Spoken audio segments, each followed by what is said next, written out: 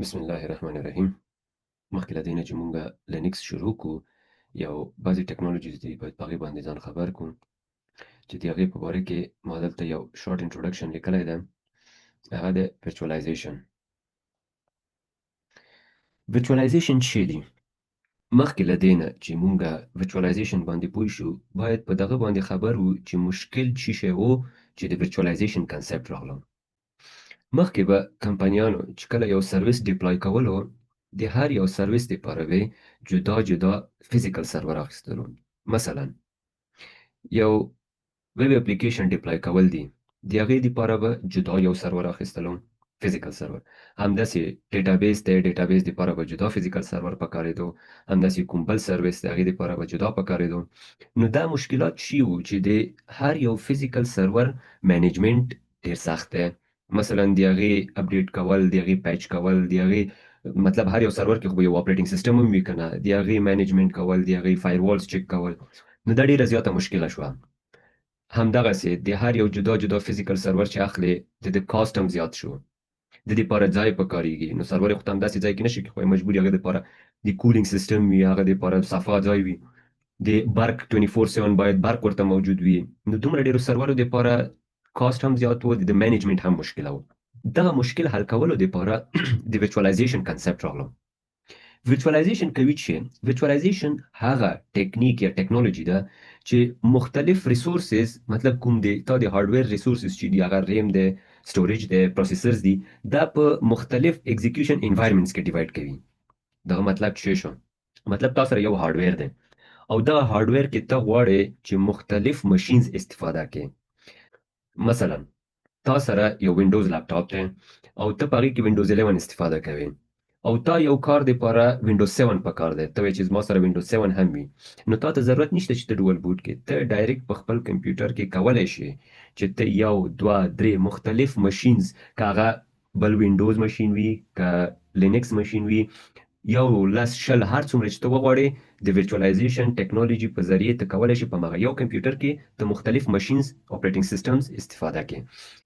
تاسو دلته لیدلی شئ چې موږ سره دوه فزیکل سرورې دي او په هر سرور باندې یو سرویس ډیپلای شوی دی.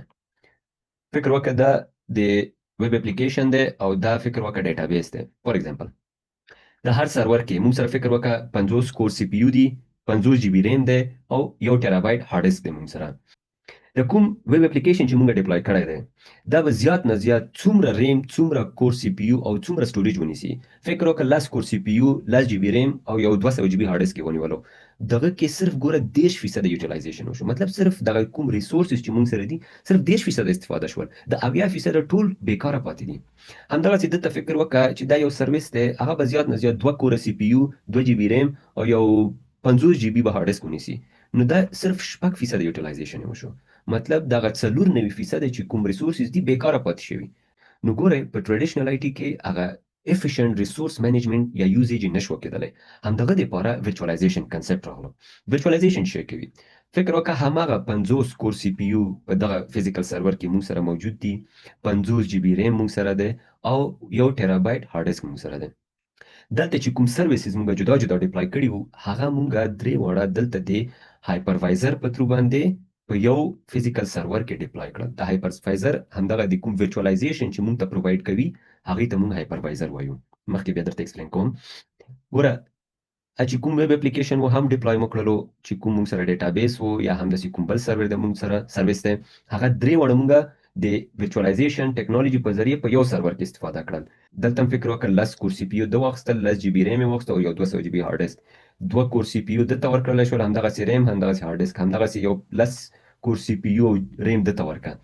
نو څومره 80% یوټیلایزیشن یې وشلو. مطلب د کوم ریسورسز چې موږ سره و که نه، هغه 80% استفاده شول او 40% اوس هم موږ سره پاتې دي. او آینده کې داسې کوم بل سرویس پیدا شي، هغه هم کولی شو چې په همدغه سرور، یو فزیکل سرور کې د ورچوالایزیشن په ترو باندې ډیپلای کړو، ځکه موږ سره ریسورسز موجود دي. نو ګوره موږ سره فایده څه شوه؟ ګوره دلته موږ سره 2 فزیکل سرورې وې، د دې مینجمنټ، د دې کاست ډیر زیات و. همدغه موږ صرف یو فزیکل سرور واخیستو او د څه سرویس چې وي هغه ټول موږ په دې یو فزیکل سرور کې ډیپلای کړل. نو کاست مو بچ شو، مینجمنت مو کم شو. دلته بیا یو مشکل موږ سره دا دی د ورچوالایزیشن چې د سنگل پوینټ اف فیلیر خطر دی. مطلب که چیرته دا یو فزیکل سرور ډاون شو، خو زموږ ټول سرویسز لاړل ډاون شول. خو بیا د بیک اپ اخیستل هغه بیا اسانه دی بنسبت د مختلف یا جدا جدا د هر یو فزیکل سرور. دی کې به موږ سنیپ شاټس چې لینکس کې موږ ورچوالایزیشن کې موږ سنیپ شاټس اخیستل شو، د نور د بیک اپ طریقې دی هغه به ډیره اسانه دي. ډیر زر کولای شي چې بیک اپ واخلي او بیرته کولای شي چې ریکوري کړي. ارکیټیکچر اوس به لږ د ټریډیشنل ارکیټیکچر او ورچوال ارکیټیکچر به وګورو چې سره کوم فرق لري. ګوره فکر وکړه دا موږ سره فزیکل کمپیوټر دی، سرور دی، پرسنل کمپیوټر دی چې هر شي دي. دغه باندې به اپریټینګ سیستم انسټال وي، وینډوز دی، لینکس دی، ماک او اس دی. د هغې په سر باندې موږ اپلیکیشنز استفاده کوو. مطلب که موږ یو ویب اپلیکیشن وي هغه غواړو هوسټ کوو، د هغې په سر به د اپریټینګ سیستم باندې به موږ یو اپلیکیشن هوسټ کوو. ورچوال ارکیټیکچر چې کوي چې موږ سره یو فزیکل سرور دی، بیا وی ام ویر دی، وی ام ویر ته هایپروایزر هم وایي. اصل کې دوه رقم ته هایپروایزرز دي، یو ټایپ 1 هایپروایزر دی، بل ټایپ 2 هایپروایزر دی. ټایپ 1 هایپروایزر د لپاره مونږ ته د اپریټینګ سیستم ضرورت نشته، مونږ ډایرکټ په بیر میټل چې کوم زموږ فزیکل سرور دی په هغې باندې انسټالولی شو. ټایپ 2 هایپروایزر چې دی هغه مونږ هغې دپاره د اپریټینګ سیستم ضرورت شته، اپریټینګ سیستم د پاسه مونږ ټایپ 2 هایپروایزر انسټالولی شو. نو دوی چې دلته اگزامپل ورکړی دی دا اکچولی ټایپ 1 هایپروایزر دی. انډسټریز کې کمپنیز کې مونږ ټایپ 1 هایپروایزر استفاده کوو چې غټ اگزامپل یې وی ام ویر ای اس ایکس آی دی او همدغسې نن سبا پراکسموکس چې دی ډېر زیات استفاده کیږي. نو دا دوه د غټ اگزامپل دي د ټایپ 1 هایپروایزرز. نو ارکیټیکچر یې داسې و چې دا موږ سره فزیکل سرور دی، دا موږ سره ټایپ 1 هایپروایزر دی او د ده په پاسه هایپروایزر په ترو باندې همدغه ورچوالایزیشن ټیکنالوژي چې موږ ته پرووایډ کوي. ګوره د ده په سر باندې موږ بیا یو اپریټینګ سیستم 2 3 4 5 6 په لسګونو اپریټینګ سیستمز ته استفاده کولای شي او په هر یو اپریټینګ سیستم باندې ته جدا جدا یو خپل سرویس هم ډپلوای کولای شي. دلته یو سرور یو اپلیکیشن لپاره استفاده کېدو، دلته یو سرور د وی ام ویر یا د ورچوالایزیشن ټیکنالوژي په ذریعه ملټیپل سرویسز ته کولای شي استفاده کړي یا ډپلوای کړي. دلته که تاسو وګورئ دا موږ سره هارډویر ریسورسز دي، فزیکل کمپیوټر دی یا ورک سټیشن دی چې هر شي دي. هغې باندې اپریټینګ سیستم دی، وینډوز دی، لینکس دی، ماک او اس دی. د هغې په سر مونږ هایپروایزر انسټال کړی دی. دا هغه ټایپ 2 هایپروایزر دی چې د دغه دپاره مونږ ته د اپریټینګ سیستم ضرورت دی او دغه په سر باندې مونږ ګوره ان نمبر اف وی امز جوړ کړي دي. وی امز ورچوال ماشین ته وایي او ورچوال ماشین هماغه کمپیوټرز دي چې د هایپروایزر په سر باندې مونږ جوړوو. دا یو بعضې ټرمینالوجیز دي. دغه کې دی هوسټ ماشین. هوسټ ماشین هغه ماشین دی چې د کوم ریسورسز چې کوم دی هغه ریم دی، سټوریج دی، سی پی یوز دي، هغه موږ ورچوالایزډ کوو. دې ته هوسټ ماشین وایي. مطلب هوسټینګ چې څوک یو سرویس هوسټ کوي هغه فزیکل کمپیوټر چې کوم ستا دی هغې ته هوسټ ماشین وایي. همدغسې هوسټ اپریټینګ سیستم هغه اپریټینګ سیستم چې د هوسټ ماشین کې انسټال دی. بیا هایپروایزر هغه سافټویر دی چې کوم تا ته ورچوالایزیشن پرووایډ کوي، ستا فزیکل سرور او ورچوال ماشین په منځ کې کمیونیکیشن کوي. ورچوال ماشینز چې ورته وی ام هم وایو او انسټنسز هم وایو د کلاود په هغه کې. نو دا هغه ماشینز دي چې موږ د هایپروایزر په سر باندې انسټالوو، مطلب د خپل هوسټ ماشین باندې. ورچوالایزیشن ټایپس موږ سره دوه قسمه ورچوالایزیشنز دي. یو هارډویر ورچوالایزیشن دی، دا کوم چې اوسه پورې موږ ایکسپلین کړلو. بل او اس پروویژنینګ دی. دا بعضې مشکلات چې کوم هارډویر ورچوالایزیشن ونه کړلی شول حل کي هغه او اس پروویژنینګ کې راغلل. او اس پروویژنینګ چې دی دې کې بیا د کنټینرایزیشن ټیکنالوژي استفاده کیږي. دې کې موږ د هارډویر ریسورسز نه ډیوایډ کوو، دې کې کوم کنټینر چې موږ استفاده کوو هغې کې خپل اپریټینګ سیستم نه وي موجود. هغه کنټینرز د هوسټ ماشین چې کوم اپریټینګ سیستم دی یا کرنل دی هغه استفاده کوي. دغه باره کې هم دا به بیا موږ آینده کې د لینکس نه بعد ورو ورو د کنټینرایزیشن باندې هم کورسز جوړوو. خو فعلا دپاره هارډویر ورچوالایزیشن باندې کار کوو او دې نه بعد لینکس شروع کوو.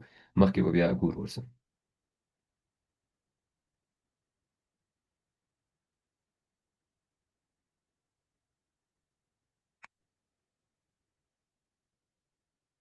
ورچوالایزیشن ټایپس موږ سره دوه قسمه د ورچوالایزیشن ټایپس دي. یو هارډویر ورچوالایزیشن دی، کوم چې موږ اوسه پورې موږ چې ایکسپلین کړل دا هارډویر ورچوالایزیشن و. بل دی او اس پروویژنینګ. او اس پروویژنینګ کې موږ سره بیا د کنټینرایزیشن ټیکنالوژي راځي. هغه مشکلات چې هارډویر ورچوالایزیشن نشول کړلی حل هغه په او اس پروویژنینګ کې موږ سره راغلل، مطلب د کنټینرایزیشن په ټیکنالوژي کې. کنټینرایزیشن کې چې کوم کنټینرز جوړیږي هغه کې خپل اپریټینګ سیستم نه وي. ا کنټینرز د هوست ماشين چې کوم اپریټینګ سیستم دی د هغه کرنل استفاده کوي. خو دا یو غټ ټاپک دی، په د باندې به موږ بیا آینده کې جدا کورسونه جوړو. فعلا د لپاره هارډویر ورچوالایزیشن باندې ځان پوي کړئ، او د لینکس کورس دی دا چې خلاص شي بیا به آینده کې ان شاء الله ګورو ورسره. دا هایپروایزر ټایپس دي چې مخکې هم ما تاسو ویلې. ټایپ 1 هایپروایزر چې ډایرکټ په بیر میټل باندې استفاده کیږي، مطلب د اپریټینګ سیستم ضرورت ورته نشته. په انډستری کې اکثرا بلکې 95% ټول د ټایپ 1 هایپروایزر استفاده کیږي، چې اگزامپل دی وی ایم ویر ای اس ایکس آی دی، زین دی، همداسې پروکسماکس دی، دا ټول استفاده کیږي.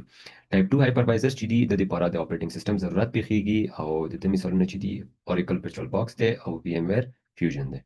او مونږ به ټایپ 2 هایپروایزر استفاده کوو. دواړه به د انسټالیشن هم درته ښیم، او په دواړو کې سره کوم ته لیب جوړول دي، لینکس انسټالول دي، هغه به هم درته وښیم. اوس به راشو خپل اصلي ټاپک ته چې هغه لینکس دی. د لینکس هیستوري ما خپل مخکینی ویډیو کې هم ایکسپلین کړی دی، خو دلته یو شارټ غونته کې بریف ایکسپلینیشن به دلته هم درکمه. لینکس نه مخکې یونیکس راغلی و. په بیل لیبس کې چې کوم ځای کې سی پروګرامینګ لینګویج هم راغلی و، جوړ شوی و، همغلته یونیکس اپریټینګ سیستم هم جوړ شوی و. خو یونیکس اپریټینګ سیستم سره بعضی مشکلات وو چې دا کمرشل وو، مطلب د لایسنس لپاره باید پیسې ورکړل شوی وي. دا د کوډ چې کوم سورس کوډ هغه کلوزډ وو، مطلب هر چا هغې ته لاسرسی نه لرلو. او دا چې خاص هارډویرز لپاره ډیزاین شوی، مطلب بعضی کمپنیانې به وي چې لکه آی بی ام شوه، سولاریس یا ایچ پی، دغې به ځان ته خپله د یونیکس یو فلیور جوړ کړلو چې هغه به صرف د دې چې کوم هارډویر د هغې کې به کار کولو. بیا لاینس ټورولز په نوم باندې چې کوم د یونیورسيټي شاګرد و، د خپل فاینل ایئر پروجیکټ لپاره د یونیکس کوډ چې کوم و هغه یې راواخیستلو، او د جی ان یو پروجیکټ چې کوم فری سافټویر موومنټ و هغه سره یو ځای کړلو، او یو جدا اپریټینګ سیستم یې جوړ کړلو چې ورته لینکس وایي. لینکس چې دی چې فری دی، مطلب هر څوک یې کولی شي ډاونلوډ کولی شي. دا اپریټینګ سیستم د کوډ اوپن سورس دی، مطلب هر څوک یې ریډ کولی شي، موډیفای کولی شي، او د کوډ هم امپروف کولی شي. پورټیبل دی، مطلب یې چې ته هر رقم هارډویر چې وي آلموست په هر یو هارډویر کې لینکس کار کوي. او همدغسې کمیونټي ډریون دی، مطلب د کمیونټي ډیره غټه ده، څوک څه مشکل پکې پیدا کیږي ته کولی شي ایزلی د هغې سولوشن په انټرنیټ کې را پیدا کړي. نو د ده دا لینکس دومره مشهور شو چې نن سبا په دنیا کې 99% سرور یې ټول په لینکس باندې چلیږي. همدغسې ټول انډراید موبایلونه چې دي هغه لینکس بیس دي، ټول کلاود سرور یې، همدغسې ایون د مارس چې کوم روورز دي هغه هم په لینکس باندې بیس دي.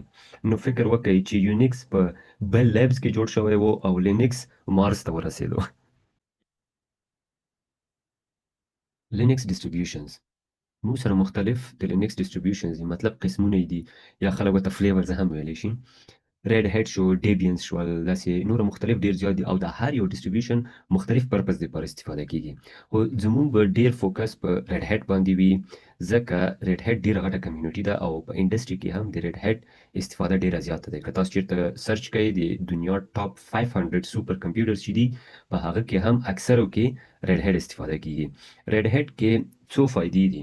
یو انډستریز لپاره دا فائده ده چې هغوی سپورټ ورکوي، او بله خبره ده چې په ریډ هیډ کې سرټیفیکیشنز ډیر زیات با اهمیته دي. آینده کې که چیرته تاسو کار ته اپلای کوئ او تاسو د ریډ هیډ سرټیفیکیشنز کړي وي، نو اولیت به تاسو ته درکولی کیږي. نو زه اوس تاسو ته د کورس کانټینټس هم ښیم چې ریډ هیډ لینکس کې به مونږ څه وایو. دا افیشل ویب سایټ د ریډ هیډ دی، چې په دغه کې دوی کوم د ریډ هیډ سرټیفاید سیستم ایډمنسټریټر ایگزام لپاره چې کوم آبجیکټیوز پکارېږي هغه دوی منشن کړي دي. همدغه پوینټس دي چې زه به خپل کورس کې مخته وړم، او ان شاء الله دغه سره به تاسو هم ایگزام ته تیار شئ، او هم به مو لینکس کور شي. که داسې یو لنډه کتنه ورته وکړو، نو دې کې اول کې انډرسټینډ اینډ یوز اسینشیل پوینټس دي. دې کې ټول بیسیک کمانډز او انفارمیشنز دي چې سره کوم به تاسو لینکس سره انټراکشن کوئ. بیا مینیج سافټویرز دي چې مطلب څنګه به تاسو سافټویرز ډاونلوډوئ، ډیلیټوئ، موډیفای کوئ. همدغسې شل سکرپټینګ دی، سکرپټس به څنګه جوړوو.